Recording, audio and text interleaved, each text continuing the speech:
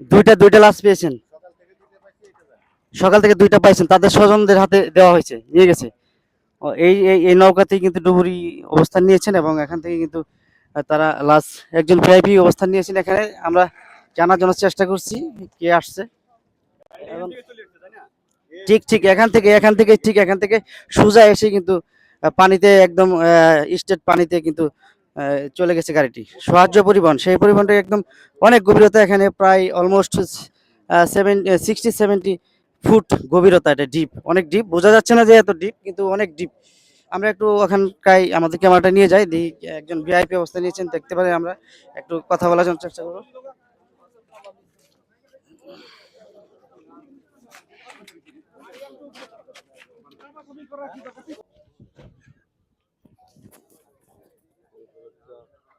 দুর্ঘটনায় এত মানুষের প্রাণহানি হবে এটা কিন্তু ভাবাই যায়।